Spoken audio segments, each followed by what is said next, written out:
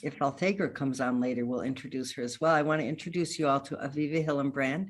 She is the new Executive Director of Community Education for Minneapolis Public Schools. And one of her main jobs is to work on community schools. So I wanted to make sure you all know Aviva and get to meet her. And I'm going to ask her to just say a couple of quick words about her work and what they're doing over at Community Ed. So Aviva, go ahead. Hi, good morning. Thank you so much. I haven't been called a young lady in quite a while, so I appreciate that. Maybe it cancels out some of the ma'ams that I get, right?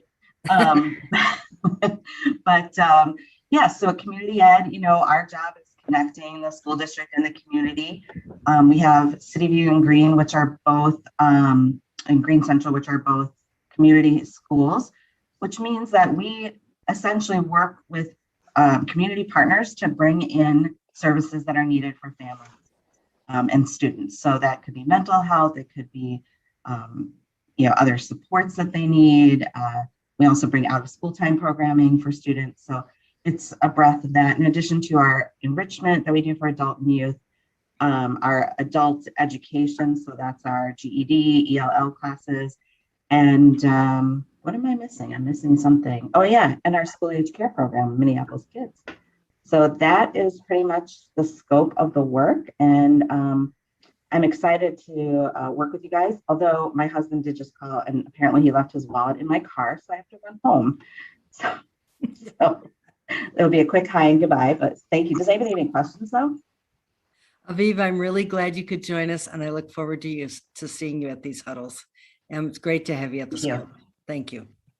Okay, so before we turn it over to Al, I want to ask one quick favor, everybody. If you are not speaking, please, please, please mute yourself so we don't get the background noise. My friend, Mr. Al. Thank you. Good morning, everyone. What a morning it is. I think everybody's breathing deeply now, having watched on pins and needles the unfolding of the future of our community.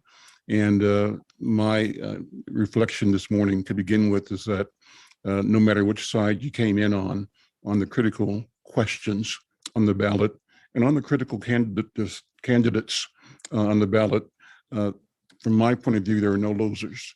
I think that whether you actually prevailed in the ballot or your position prevailed, your voice was heard.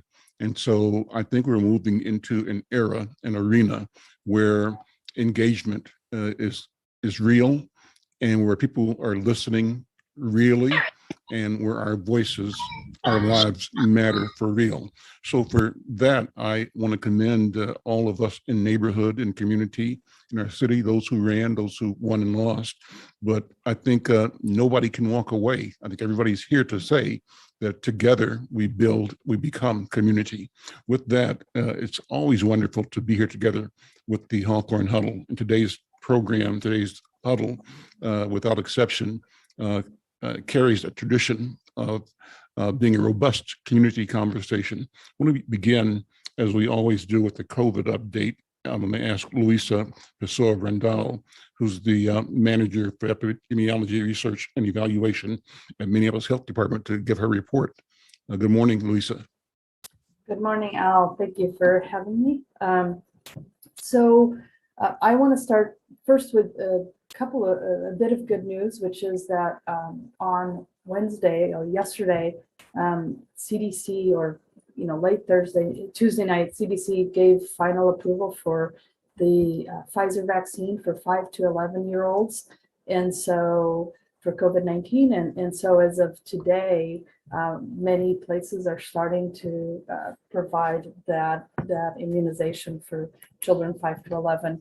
The reason this is good news is that we have seen quite an increase in the number of cases in our school-aged kids, and particularly in that age group, since the beginning of the school year. And so just to give you an example, in Minneapolis, the numbers have been more than double what they were last year at this time in those aged 5 to 18 years of age in terms of the numbers of cases.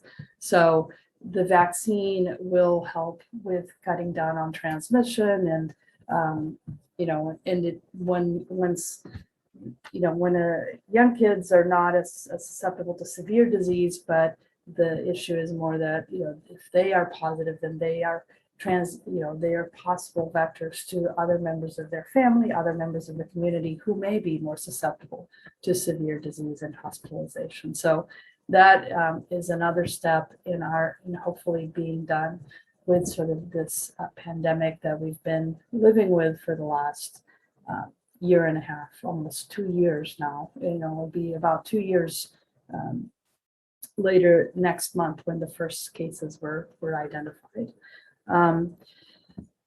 On that, though, we are still seeing very high numbers in Minneapolis. In the state, it appeared that we were slowing down, but I think we're having a little rebound, perhaps from the MEA weekend, for the schools being out for a few days for MEA. We had seen a decrease. We had gone below 100, an average of 100 cases per day. We are back above that, close to 115 cases per day. Even 90 cases per day is still very high.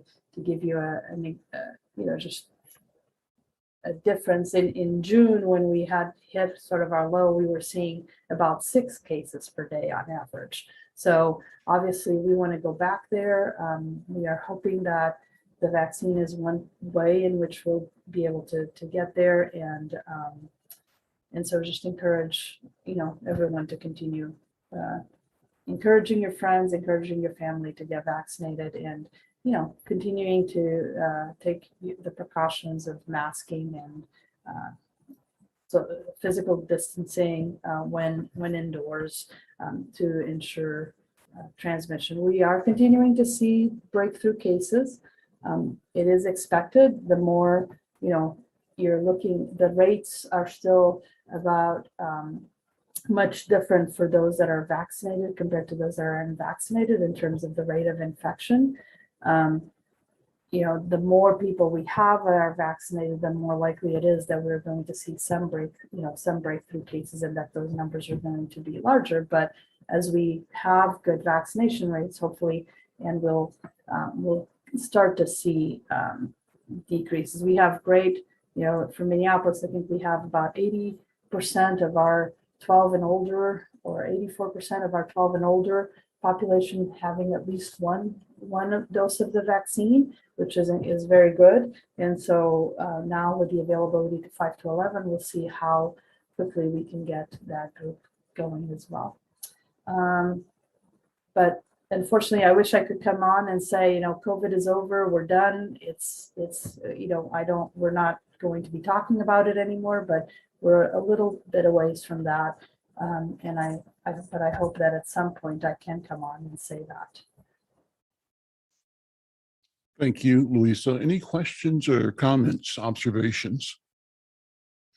Anybody feeling relief that kids can now get the vaccines? Diana, go ahead. I was going to ask Louisa, have you seen or heard, is there any much resistance of the parents not wanting to get this age group vaccinated? So, just as with the adults, there was some research that came out, I think, from the Kaiser Family Foundation. They did, a national survey, and there's about, I think, 25 to 30% of parents that are saying they're not going to get their children vaccinated. There's about 40% that are saying yes, right away. And then there's about 20% or so that are undecided, are going to do a little bit of a wait and see, and they're not sure.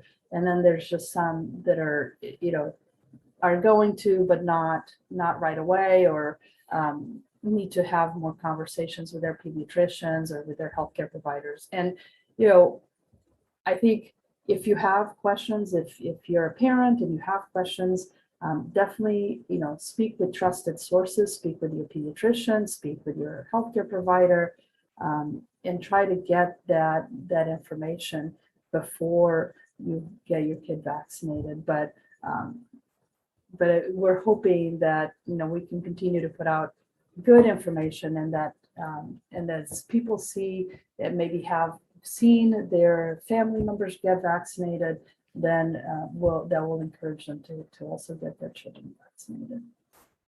Louisa, at what point will this be a policy requirement, like other inoculations or vaccinations are for children to come to schools?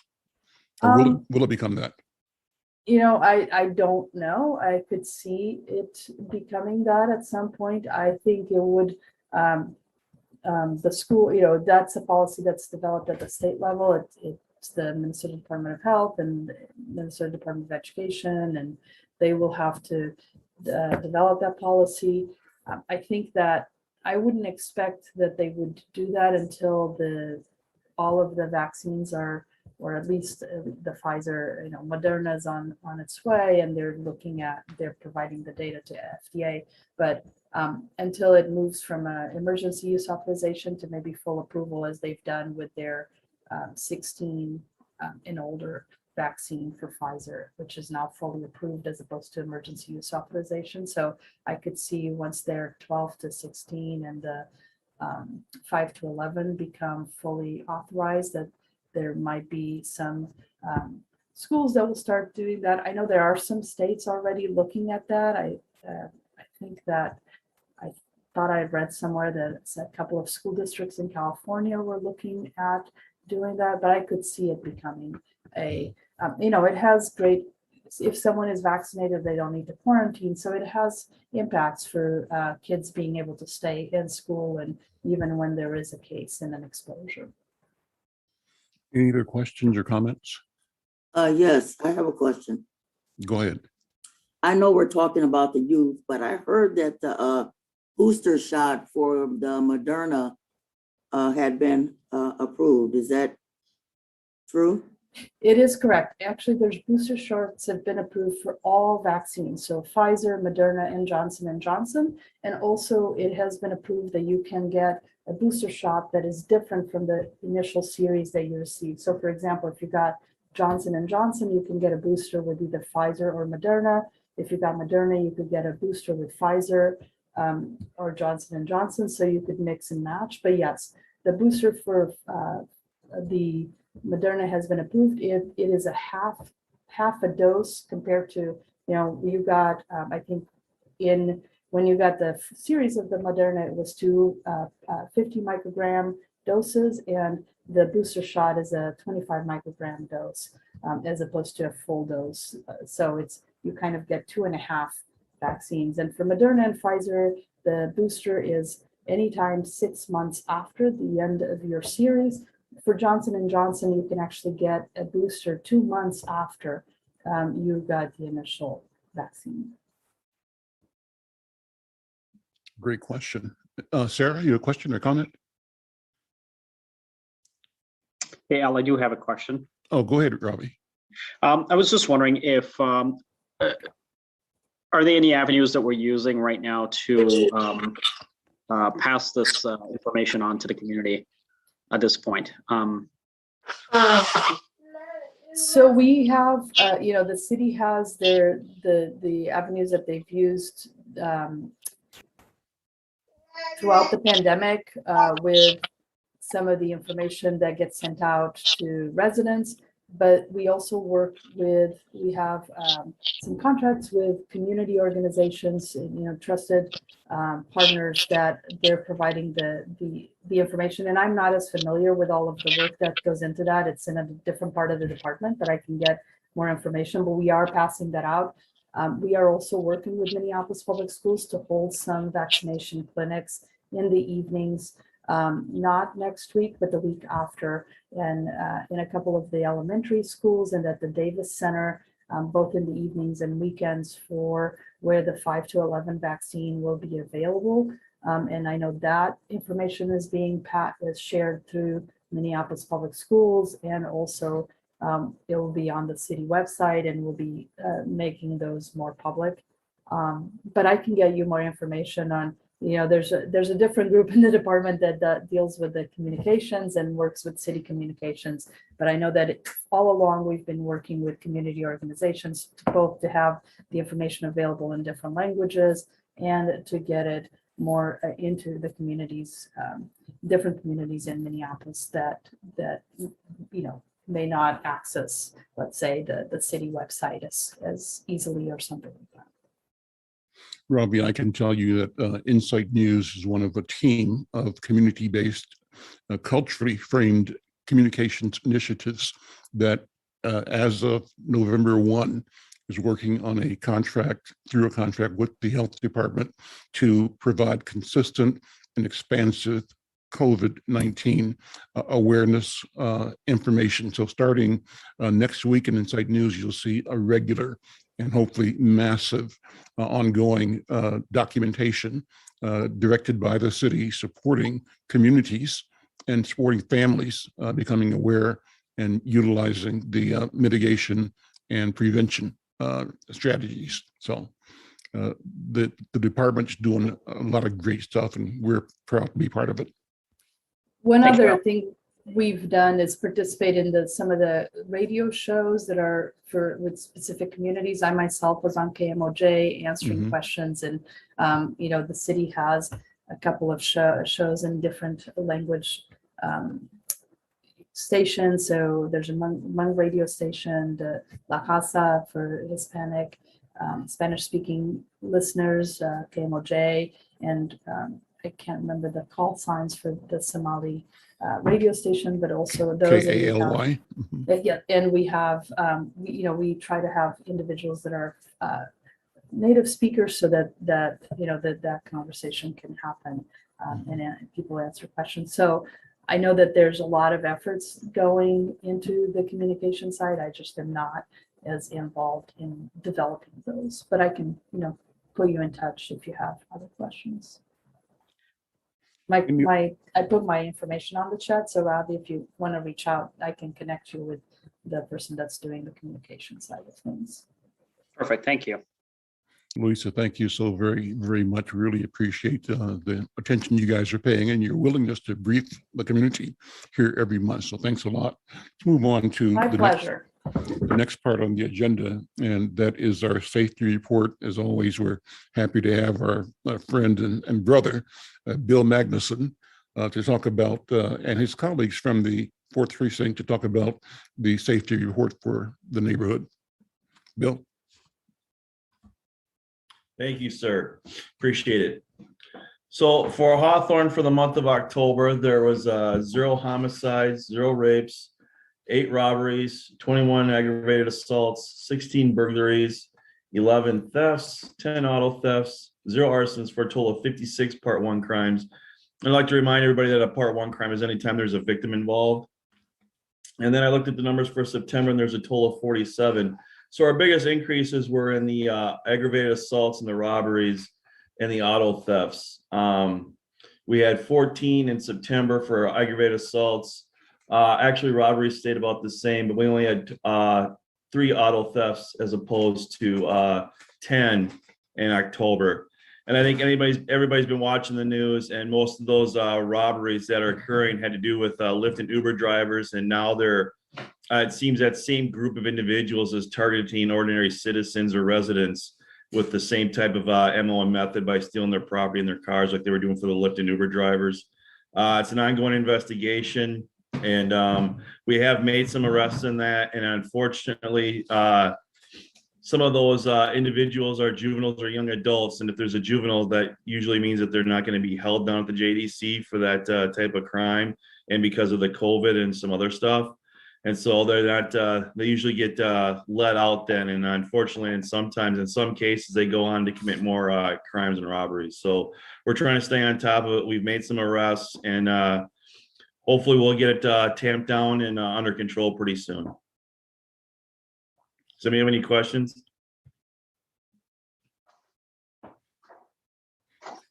What typically can we expect in the holiday season coming up? As what the weather changes colder, is colder mean safer, number one, or does colder mean more opportunity to be victimized if people are thinking that we're getting gifts delivered to our houses, or that people are buying things for holiday purposes, et cetera? What do you think?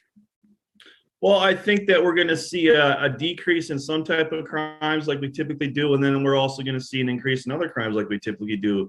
Like you touched on, one of them, Al, is that when we get towards the holiday season, we're gonna be doing a lot of online shopping because that's what we've been doing anyway, because it's more convenient and it's, you know, safer. We don't have to go out to the stores and like that. We can do it from the comfort of our home. We have them delivered. But unfortunately, that means that other people are gonna be cruising our neighborhoods looking for packages when we're not home and stuff. So what we usually do and typically do is we usually try to send out some type of a warning where we can have them, either you can have it delivered to the 4th precinct, you can pick it up there because that's a community house, in my opinion. That belongs to the community, or you can have it delivered to other ones, or else have a trusted neighbor to pick up your package if you're not going to be home to do that.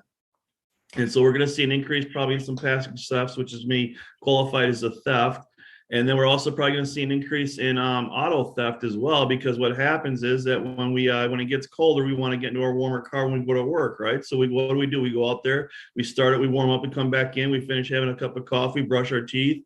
And then it gives an opportunity for somebody to come along and get an easy access to a ride, right? So they usually get in the car and take off with it. So we're going to see an increase in that. So what we try to do is try to say, you know, it's easier to basically just get in a cold car and go to work rather than just get in a warm car. It's more convenient because you at least have your car, right? So you don't lose it. And then when it comes to the other crimes, we're probably going to see a decrease in some narcotic activity. That's not really a part 1 crime. We're going to see a decrease in that. We're going to see a decrease in some of these other types of crimes because when it gets colder, nobody wants to be hanging out outside, correct? Right? So it's a even flow. So we're going to see an increase, uptick in some crimes and a decrease in other crimes. So we don't really want to qualify weather as an indicator of how the crime rate's going to go because it's a fluid situation. Okay, any other questions or comments? Okay, well, Bill, thank you. And once again, on behalf of all the I'm community. sorry. I couldn't get my phone. My mute off, but I do have a question for Bill. Go ahead, sure. Are you all considering other methods for those youth that you say because of the COVID and because of their age, that they're more or less getting a slap on the wrist and being released when they're committing these crimes? Are you considering other ways of letting them know or holding them or detaining them to say, hey, this is not okay, so that they're not saying, hey, all we're going to get is a slap on the wrist, and you go out and you do it again, and then it progresses, as you say, onto other things? Are we taking other measures? Well, I don't know about that because that's not really something that we can do. The police department's not really involved in that stuff. The reason that they're being released is because the police department has no jurisdiction or no say in how the JDC, the Juvenile Detention Center, runs the show down there. We just take them down there and they'll check them in and they can either release them or they hold them. And it's not really up to us. It's more the county attorney's issue and the more of how they do business. And so before the pandemic and before some budget cuts were made to us, we had some units that could address some of that stuff. Like we had the Police Activities League where we can divert some of those individuals to that type of environment and positive role models with police officers. Like for instance, the inspector's brother, Tony Adams, used to head that and did a phenomenal job. And unfortunately, and good for him, but unfortunately for us, we lost him. He's now the head of security for the Minnesota Timberwolves. So he got a nice job offer, and you can't fault him for taking that, right? So we don't have that unit anymore. But one of the things that we want to do is moving forward and how we're going to, build back trust in the community and build back relationships. We want to bring that unit back in the fold, and so we can have that unit. We can divert some of these troubled youth to those using it. And you give them positive role models and positive mentors, right? And then one of the things that we can also utilize, if it's possible, is that we just last month, I think we had the Big Brothers and Big Sisters who are new community partner to the Hawthorne neighborhood. We can divert some of those troubled youth to them if we're able to do that. But for us to come up with alternatives, it's not really something that we can do. We don't have the jurisdiction to do that. That's the county attorney and that's the JDC. So hopefully moving forward, we get back up to building trust in the community. We get back to reforming our police department to where we get the right candidates in there, the right people in there to partner with the communities that we're serving. And then we can move forward and, build up and build better. Say, Bill, I think there's a lot of places to divert kids. So my question for you is, in this new environment, who do I talk to? I think the first step is talking to either the JDC or the county attorney, because they're the ones responsible for either making the decision whether they're not going to hold them or they're going to hold them. And I think that, and then maybe partner up with Hennepin County Probation and the juvenile division over there too. That would be my first guesses and first steps that I would do. Thank you, Bill. I will make some phone calls and see what I can do to perhaps provide them with the resource list or bring some people together that they can talk to about how to divert to other programs. There's lots of them. Most of them are really hurting for funding, but I think there's some ways this could be done without, even if the police don't reinvigorate PAL and some of those other things. There are other places. I would, for example, talk to our friend on this call, Sarah Rossman, too, about the park. So I think there's some places that can happen. So I will have a conversation with them. Thanks, Bill. Yeah, and I would like to add too, and you know as well as I do too, that some of these individuals that are out there committing these crimes are suffering from some, you know, the type of trauma that they've all experienced too. Yes. And I think that we can't just, you know, use a term where they might be better suited locked up someplace. But also if we do that, they can't be basically just, you know, warehouse somewhere. They need programs, they need services, and they need somewhere to where they can address some of that trauma and some of that stuff they're experiencing. So I think that's got to be a part of the conversation too, moving forward, how we're going to address that and how we're going to help them. Locking them up is not going to help. No, I agree with you 100%. And so, Bill, I agree with you too. So anyway, good conversation, and I'll do some phone calls and start talking to a few people and see what we might be able to shake loose here. Thank you, Bill. That was very helpful. Thank you, Bill. Tasca and then Susima. Good morning, everyone. I wanted to add to that. I'm Tasca Welters. I work with Hennepin County Department of Corrections. And I want to say there are two avenues or two areas where you guys can get involved. If you want to talk about that, I would say there is a Youth Juvenile Justice Council now that replaced the Juvenile Detention Alternative Initiative. So it consists of, we have judges, county attorney, as well as public defenders and community stakeholders and nonprofit organizations, and Youth Voice, a part of that committee. And the other one is our Eliminating Racial Disparities Committee. So that's where I know I've been privy to some of those conversations concerning this. And having worked in the past with JDAI, I know that when they decide to release kids or to confine them, it's based on a risk assessment. Which gives them points that determine based on how many times they've come in contact with our system, environmental factors, school attendance, and all of that. So, so that's how, I mean, I'm just giving you just to the point on how those decisions are determined. Susima.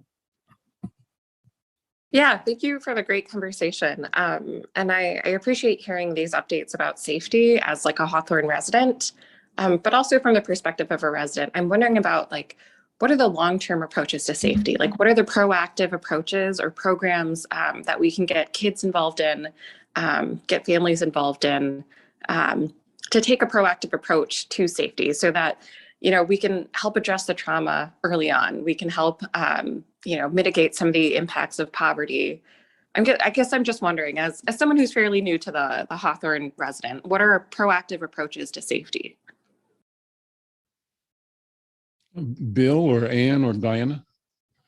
I think one of the things that we had before moving forward, and I think one of the reasons that we saw an uptick, especially with our youth, is the proactive approaches that we had were like where they were in schools, right? Before the pandemic, they were going to school and they were in school and they were learning and doing good. And one of the other things that we had, especially in the Hawthorne neighborhood, was Falwell Park was open, right? And we had the Boys and Girls Club that was open, the YMCA was open, we had youth and rec centers that were open. And Hawthorne, Falwell Park had a program for all types of activities. They had sports, they had dance, they had some music stuff that the kids were able to do. And so when the pandemic hit, those parks and all those other things and everything, like everything else, they closed down because of the pandemic. And we haven't got those parks are still open, like the sports are back up and running, but you still don't have all the other activities in the parks. You still have all the activities involved with the youth. So I think that we have to be cognizant of the fact that we have to get healthy, we have to beat this pandemic, and then we can get back to normal. And I think once we get back to normal, we're going to have some of these activities to address some of these, for these youth to come to and feel safe and be themselves while they're not out there. Because that old adage, and I believe it's true, is idle hands are the devil's workshop, right? And we've seen it come to fruition with the closing of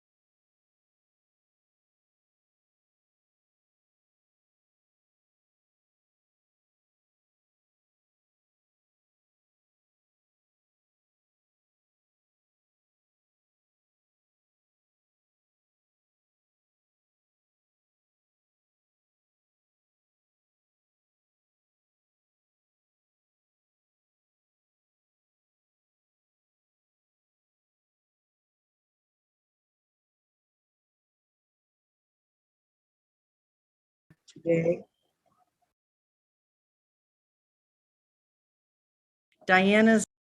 Diana's son Byron does outreach for the YCB and does a fantastic job. And he was highlighted in the Star Tribune this Yep. weekend for his drum corps work. And and the kids that go into that, man, those kids, they have something to do. It's a great adult that they work with. They work with other kids. So if you haven't read the article, read it. It's so great. It's so great. So I feel like Diana's his mom and she gets to be proud, but he works for me and I'm really proud of him. So we need more of that. Al, Absolutely. if I may add, this is a great conversation. There's so much that needs to be done. There's still a lot of work to be done around this pieces. I feel like we have a lot of programs out there, but we're not all talking to each other. And I think that we need to tie these programs together and come up with something that is robust, that's going to help these kids instead of, there needs to be some lesson in a sense that, okay, if you go this route, this is what's going to happen, but here's where we can give you an avenue to be better. But I think most of the kids that I talk to, that I interact with, is that I feel that sometimes they don't have money. They don't have the next meal. And so they do little things that they feel they can get away with just to get these necessity that they need, right? Mm-hmm. So can we create, maybe this is a bigger discussion in a way where we can, if there's a kid that did something that, and we police pick them up, can we tie them to a program, but also give them some sort of an incentive that they can able to eat, they can able to get through the next couple of days or get through the next month while they're in a program to better themselves. Because you can't just say, let's put them into a program. The problem still exists where they don't have food for the next month or 3 months, whenever it is this program, to get themselves better. So it is a bigger issue, and it does require a lot more collaboration and a lot more conversation into it to come up with something that is going to work, that's going to motivate them to do the things that they want to do as well. Well, this is a great conversation. I'm going to call it because we're going to move the agenda. But Bill, thank you for being the point on this. And thanks to all of you for your questions and your comments. I'm going to turn it over now to Diana for the next part of the program. Thanks, Al. Sarah, can you put your question that you had in the chat, please? And we'll make sure that it get answered from Bill. I was actually just going to share park stuff since we were talking about, but I can share that, when you want me to. I'll call you at the end for the announcements. How about that? And then Perfect. Okay, thank you. Okay. Okay, so here's everyone. I'm just gonna have to say that speaking of youth, I got to get mine to school, so I'm gonna have to leave early. So thank you for having me, and I will see everyone next month. All right, bye, Bill. Thank you. So this is my favorite part, and I'm just wondering if everyone could please turn their camera on, because this month we have 2 honorees, and both of these organizations are very near and dear to my heart. And who am I going to talk about first? I think Ann has. I can't hear you. I am on mute as I was instructed. Diana, you can do either one. I'm ready for you, whatever. Let's talk about my good friend, Mr. Ravi in US Bank. I met Ravi about maybe 10, 12 years ago. We was on the West Broadway board. He still sits there on that board.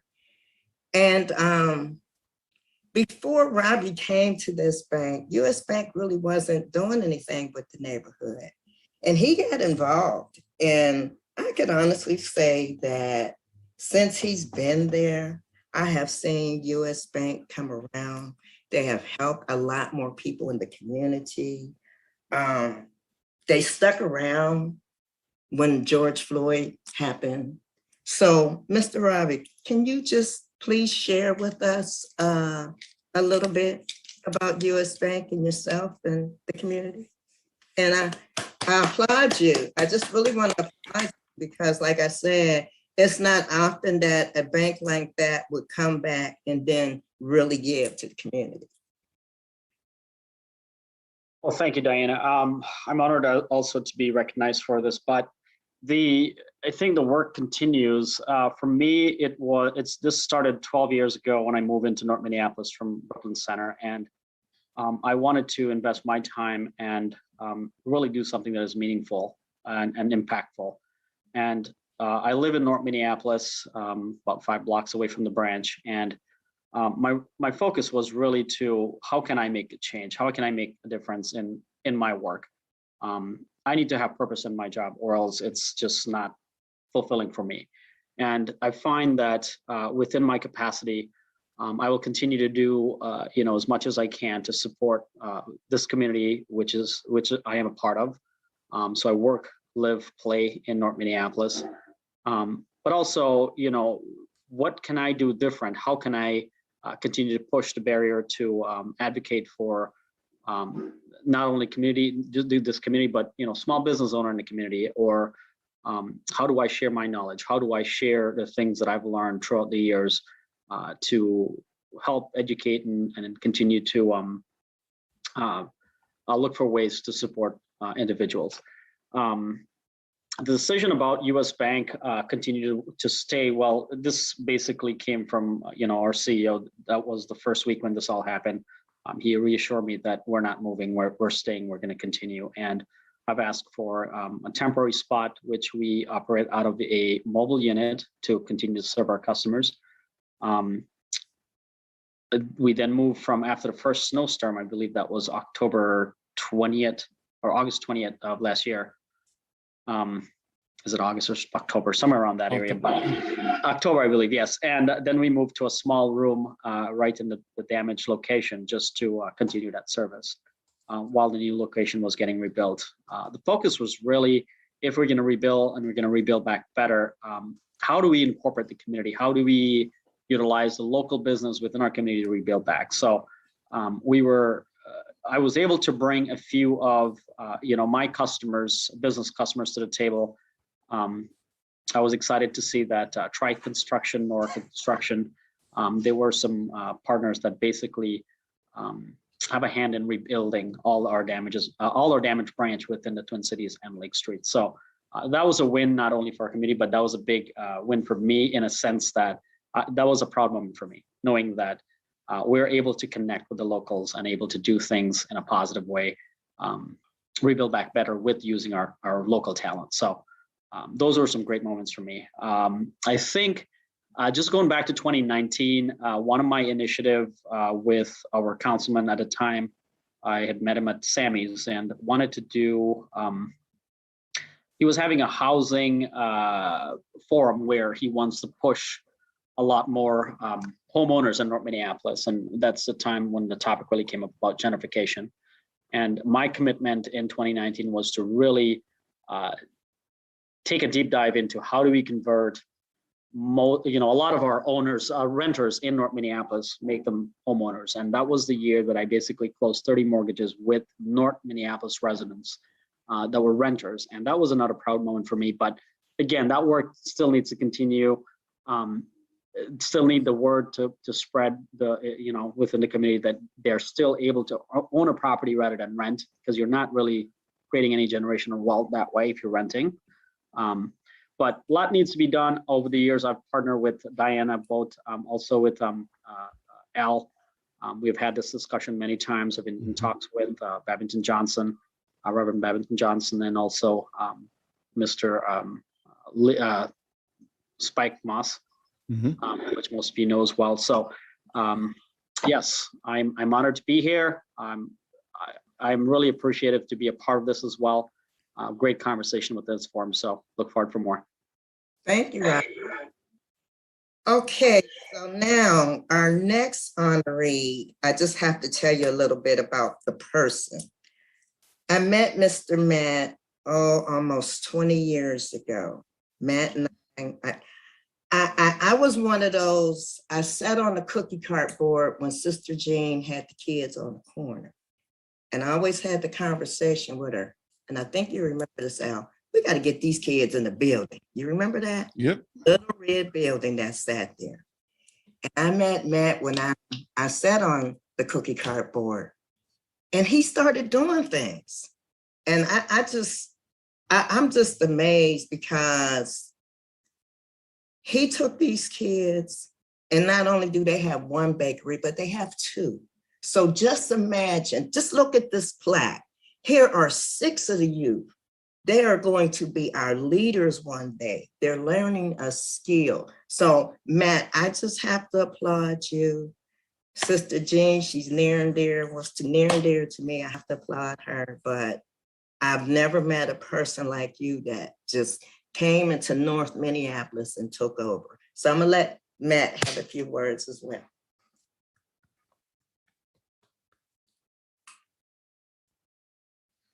Unmute Matt, yeah. Thank you, Diana. Thank you, everybody. What an honor, and really Cookie Cart's success and being deserving of this award has very little to do with me, and everything to do with the strength of the North Minneapolis community, and even more so the strength of the young people who are just so ripe and ready for an opportunity. And you know, I was smiling when you all were talking about, oh, wouldn't it be great if we just had a program where people could come get a sense of belonging, where they could earn enough to get some of those basic immediate needs met, where they could connect with positive adults, and that's what we do. And it's a magic formula, and I want to support other organizations in being able to use those elements of Cookie Cart's model, because it's very powerful to be awarded for the learning that you're doing. We just had an annual fundraising event, and we created a video for it that one of the most amazing stories and moving presentations that I've seen about Cookie Cart. We actually have a young leader who came up from being in the Cookie Cart program to being what we call a cart captain, to the next step, what we call a bakery assistant. And now Zuri is actually the manager, the face of the North Minneapolis Bakery. So the video was about her story, but not only Zuri's story.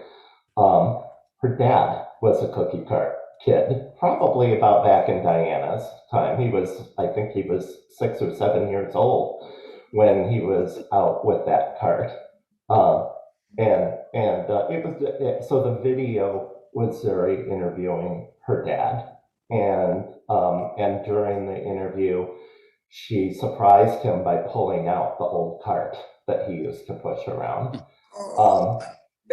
You know, it's just such an honor to be part of an organization that is so deeply ingrained in the fabric of North Minneapolis, and that is truly making a difference, thanks to amazing young people and the support of this community. Thank you. Thank you, everybody. Thanks, Matt. Al, before I turn it over to you, I want to do one more thing that we haven't done. And Miss Victoria, can you just raise your hand?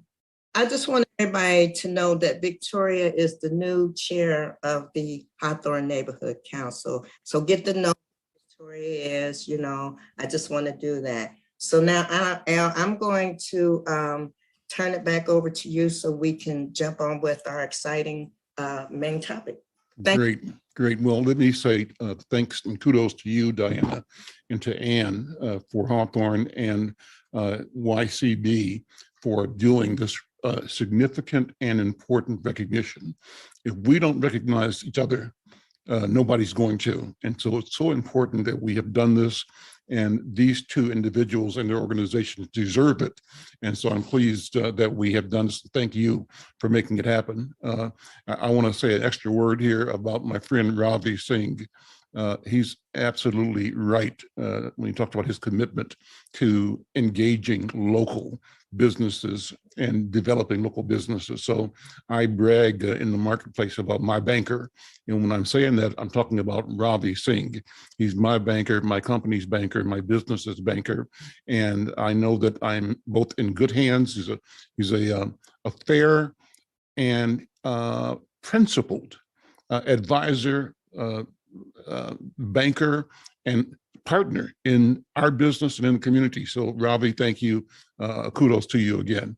And Cookie Cart, you said it all, Matt. You guys are great because you are the future and you're bringing that infusion of possibility, entrepreneurship, and responsibility for our children. So great, great.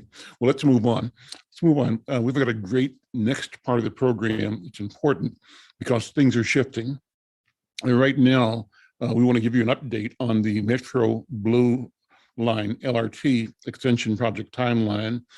Talk about the MTC's anti-displacement initiative and some special upcoming November Minneapolis workshops. Pleased to present Dan Solar, who is with Hennepin County Transit Construction, and Sam O'Connell, who's Metro Transit Assistant Director for Community Affairs. I'm turning the mic over to you guys, and thank you so much for being here. Good morning, everybody. I'm Sam O'Connell with the Met Council, Metro Transit, and I am joined by Dan Solar, who's my colleague over at Hennepin County. So Dan, if you can give a wave so everybody can see who you are. Good morning. Good morning. Good morning, everybody. Good morning.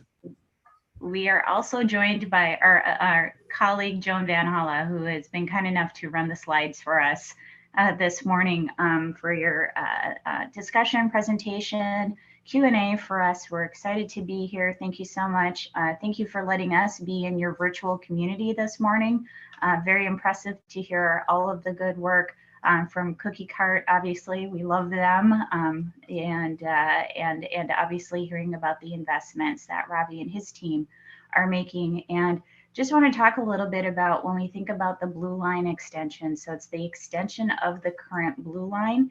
We are also thinking about this as being an investment in community that serves community as well. So I hope that is something that we leave with you today to think about how this investment can also serve community. Dan and I have a few slides this morning, but we are really interested in the conversation as well. I will apologize upfront. My schedule unfortunately doesn't allow me to be with you all for the whole conversation today, but I know you're going to be in good hands with Dan and Joan. So we're going to just share with you our project timeline, where we are, and as Mr. McFarland said, we do have some upcoming opportunities to really deeply engage and then take your questions. So with that, Joan, we can move to the next slide, please. So I just wanted to share with folks where we are today.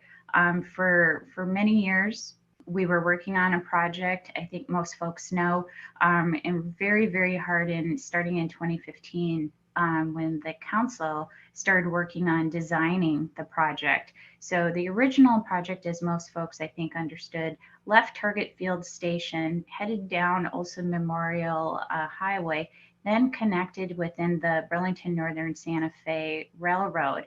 And we were in that railroad right of way for 8 miles, but it also allowed us to serve the communities of Golden Valley and Robbinsdale, Crystal, and we kind of got out of the railroad right of way and we were able to serve the community of Brooklyn Park.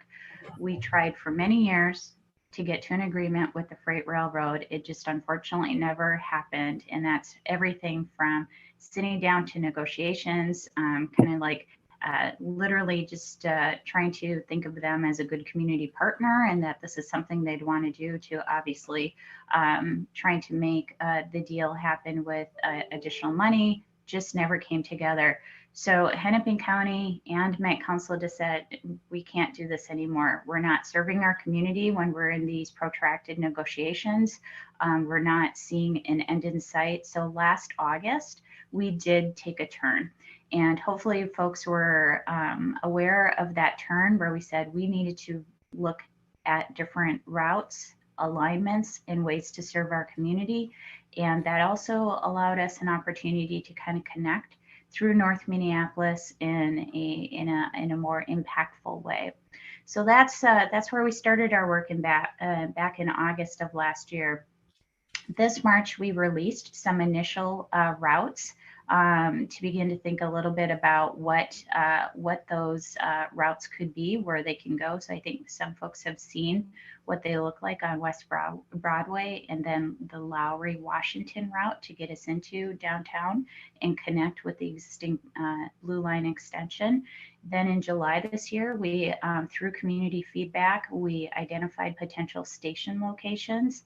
And as we're kind of working through this November, is we're coming back and we're bringing some more refinement and details as to where those stations could be, what does the alignment look like, how do we work with the existing traffic network, and how do we serve community. So I just wanted to give folks a little bit of an overview of that at the macro sense. And Joan, if we can move to the next slide, just want to share with folks where we'll be. Thank you. So we're kind of starting out on that left-hand side of where we are, where our hope is by the end of this year and early next, we'll be in the process of identifying a community-supported route. So our task is to make sure we're engaging with all of our community members to understand what alignment, whether it's the Lowry Washington or West Broadway alignment, really serves our community, kind of fits the best in that, and really makes sense and is connected to the visions that community members have for the community. That's where we are right now.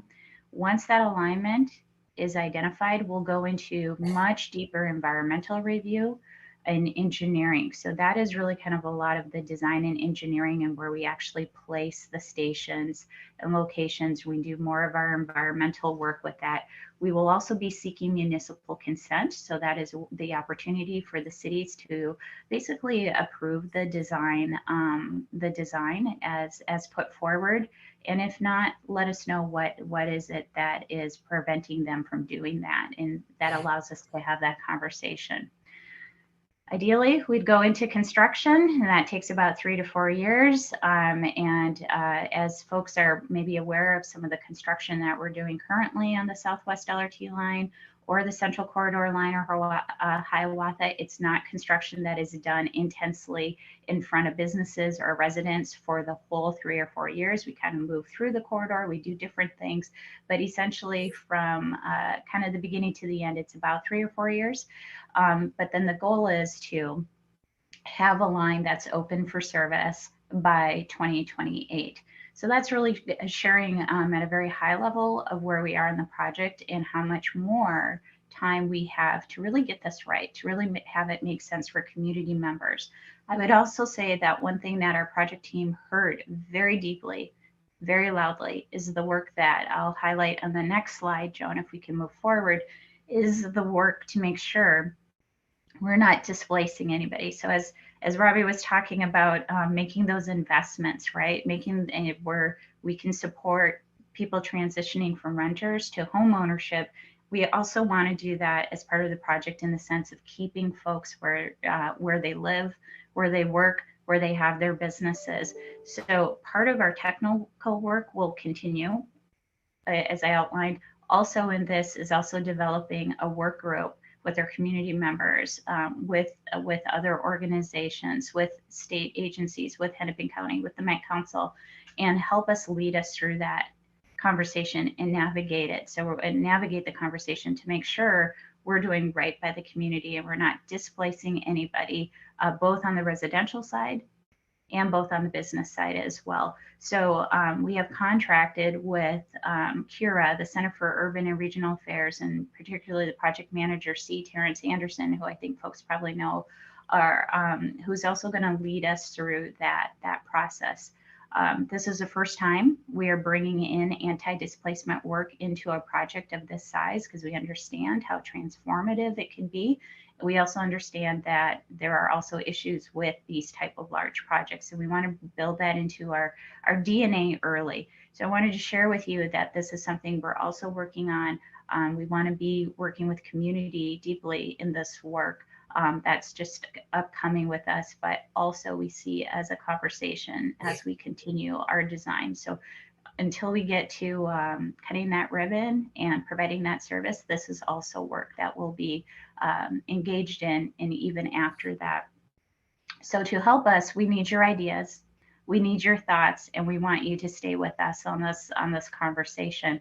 So Joan, if we can move to the next slide. We do have a series of upcoming community workshops, and they are workshops. They're not meetings just for us to sell this project to you. What we really want to do is hear your thoughts about it. What do you like about it? What don't you like about it? How do you see it serving your community, serving you, serving the visions that that community members have worked so hard on? So we have both in-person and actual virtual sessions as well. So you see the list here up on the screen. We are also offering office hours, so just drop by. Not everybody, we get it, can make the meetings, the workshops. Just drop by when you can. We are also hosting a lot of this information on our website. So I will put that in the chat so everybody's got that information as well. This is, I will warn you, this is a lot of technical information. So it might take a couple of times to really understand and digest it. It's a lot for us as we're on the project team and we're working on it. So feel free to connect with us. I know you're going to have questions. That's what Dan and I and Joan are here for, and our whole team is really to support you through this, the conversation and the decision making. So with that, I'm going to turn it over to Dan, and when Dan is finished, we'll be happy to take any of your questions. Thanks, Sam. And I apologize, everybody. I know I sound a little off. I have a cold, so I have a little congestion, but hopefully folks will be able to understand me. I'm very happy to be here this morning. Both Sam and I have been involved with building an extension to the Blue Line LRT route from that currently today runs from the Mall of America and the airport on the south end up to downtown Minneapolis. We've been working on extending that through the communities of Minneapolis, Robbinsdale, Crystal, and up into Brooklyn Park for many years. And so where we are now sets us back to a design process to look at and determine a route alternative that does not utilize the Burlington Northern Railroad. So in doing that, we've been working both, or really in three communities, in Crystal and Robbinsdale, to look at how LRT might work along Highway 81 from North Memorial Hospital up north through Robbinsdale and Crystal, and in Minneapolis, really looking at two primary routes, and I'm going to show you those on a map on the next slide, two primary routes that could bring us from Target Field Station, right at Target Field in downtown Minneapolis, up to the Robbinsdale Minneapolis border, or essentially where North Memorial Hospital is. And this map that's on the screen, and I know it's not super detailed, but it'll give a sense of where these routes are.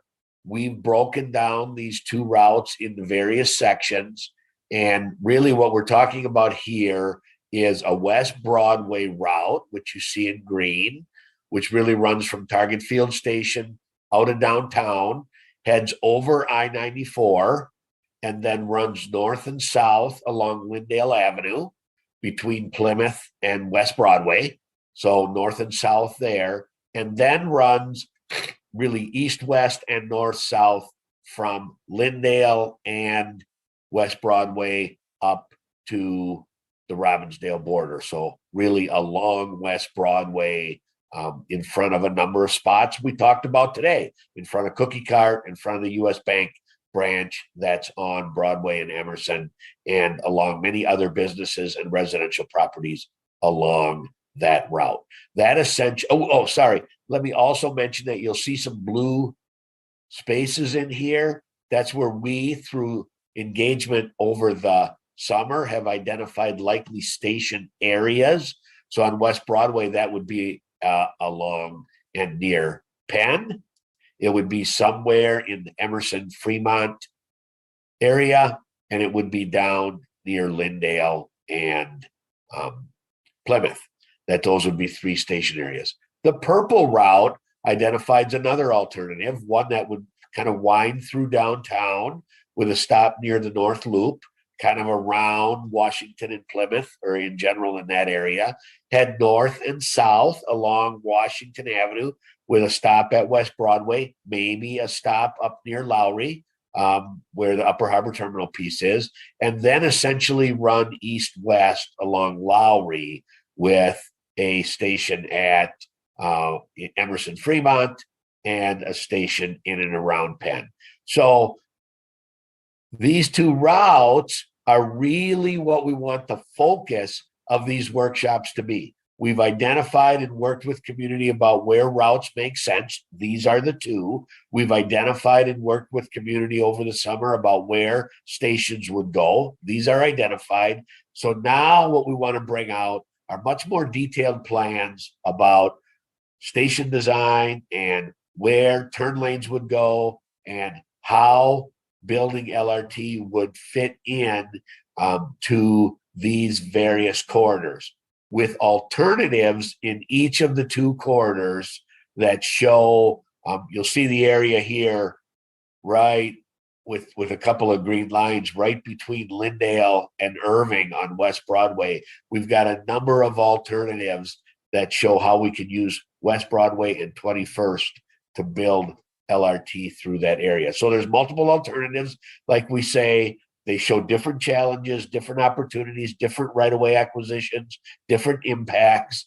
And then the hope would be, not the hope, but the actuality will be that once we gather all this feedback together, we'll start to make a recommendation towards which of these routes would make the most sense to advance an LRT extension through North Minneapolis.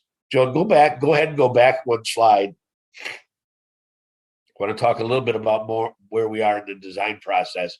The purpose of these workshops, like this shows, is to show how LRT fits into the community, where stations would go, and how it would kind of all fit together.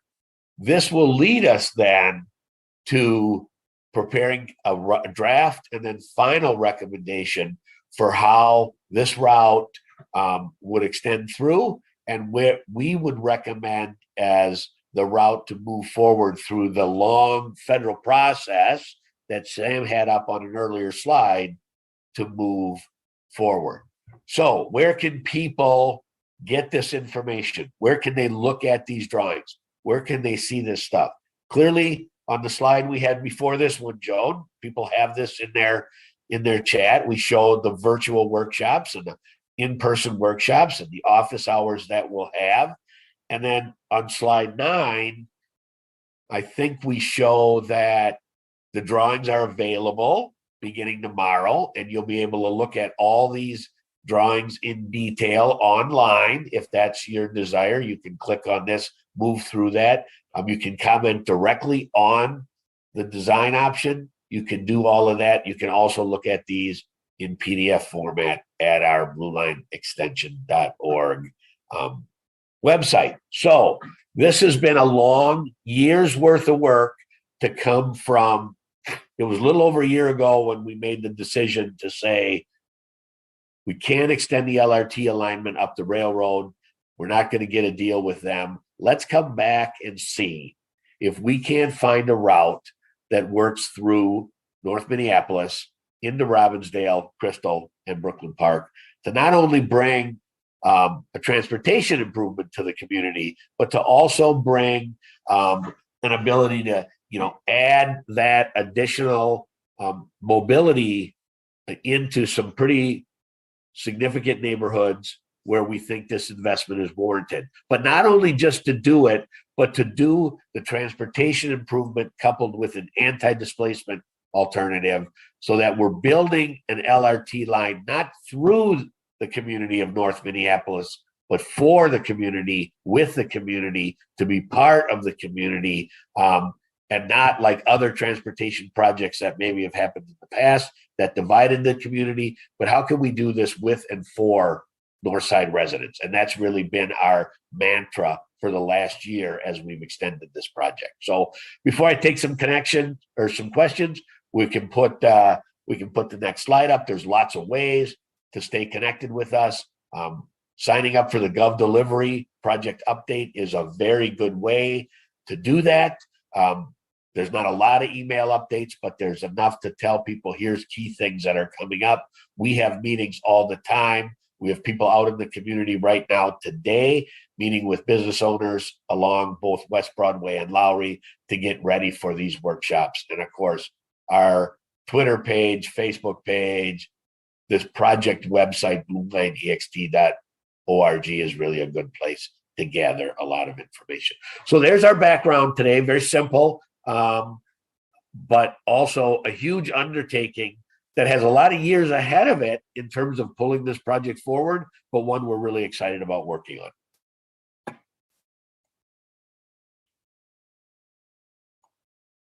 So Al, I think I turn it back to you. I'm happy to take questions, comments that can come in the chat, or people can ask them directly. Great presentation, first of all, and thank you for this important update. It looks like a bright future is ahead. My question is, what are we losing with having made the decision last year to not go with the previous, failed negotiation? What are we giving up by changing our focus to these two possibilities? Well, there's a couple of things we're losing, Al. That's a great question. Obviously, we're losing time, right? I mean, we would have been close. Had we been able to be successful with the railroad, we might be under construction today. And so we're losing time where we would be maybe under construction now, we're backwards. We're losing the momentum we gained. We were going to go down Highway 55 and we were going to have a station at 55 and Bryant over by Summit OIC. We were going to have a station at 55 and Penn. Obviously, we're losing that connection by not being able to go to the railroad. Heading up the railroad alignment, we were going to go along Theodore Wirth Regional Park. We were going to have a station at Plymouth. We were going to have a station at Golden Valley Road. So we're losing those kind of four areas of focus on the alignment. And what we're gaining, of course, is now we're gaining the ability to look at some different areas. So yes, we were losing, one of the things we were going to do, and this is a big part primarily for the Harrison neighborhood, is we were going to essentially reconstruct all of Highway 55 between I-94 and Theodore Wirth Park, which is really in need of some work. And that was going to be part of the project, that we were going to reconstruct that. Without that, we're now working with MnDOT and other entities to look at how we still might be able to make improvements to Highway 55 without the LRT project. But this will now allow us to turn our focus into other areas in North Minneapolis. So that's a good point, Al. We are certainly losing some things while we're gaining others. Last question for me. What is the potential impact on density? The concept of transit-oriented development is at play, obviously. And what I look at when I look over in South Minneapolis or elsewhere, University Avenue, how these neighborhoods have just built up lots of people. And what North Minneapolis needs, I believe, is more people. What impact will these decisions have on boosting and building the population and therefore the economy of North Minneapolis? Al, another really good question. And what it lends to is that lends to how all of us work together as partners, right? So Hennepin County and Met Council come to this table because Met Council and Metro Transit owns transit. Hennepin County funds a lot of transit. And so we bring that improvement, but also at the table are folks from, say, Hennepin County's Community Works group, certainly our city partners at CPAD and other areas that will do things, Al, like look at what's called station area planning, where they'll start to look at what are land use decisions that we want to make both along the alignment and along the station areas where this gets built. And how does an LRT project being built in any of these areas lend towards changes in land use and zoning allow for or make changes to the existing. Some, and that'll all be fairly community supported as well. So it may in some areas increase density, it may in some areas keep density the same. One of the things we really want to make sure of though, is when we talk about an anti-displacement working group effort, we're talking about making those land use changes in cooperation with the community so that even if we do change to more density, we don't change to more density by moving people that are here today out and not creating gentrification, which is no easy task, but it's one that has a strong focus for us as we move this forward. Victoria. Yes, I hope I'm not asking the wrong thing at the wrong time. But you not being able to go through with the railroad, is it because those communities did not want this in their community or going? Victoria, great question. And the answer is absolutely not. We had the Harrison neighborhood and Minneapolis on board with the 55 alignment. We had the city of Golden Valley and the Minneapolis Park Board and the Minneapolis community there. I mean, that alignment was well supported locally. No questions about getting it built there. The issue becomes that building LRT on a railroad alignment next to an existing freight rail, the railroad has the final say on whether that can happen or not. And we do not have, the government does not have condemnation authority or eminent domain over railroads, and just they did not see this in their best interest to share their property to build this line. And so our ability to move forward on the railroad alignment died. And so to that effect, I mean, Golden Valley is very, they're understanding, they get it, but they took a leap of faith to, bring LRT there. And now their focus is more on what about some kind of a bus rapid transit project on 55 or something like that for transit service in our community. So no, it was about the ability for government, Met Council, county, state to agree with the railroad on using the property, and that just couldn't happen. A few minutes more for questions and answers. Any more questions or comments? Okay. Well, listen, again, Dan, thank you so much. And thank you to your team. And we'll be anxiously waiting and watching and supporting the movement on this project.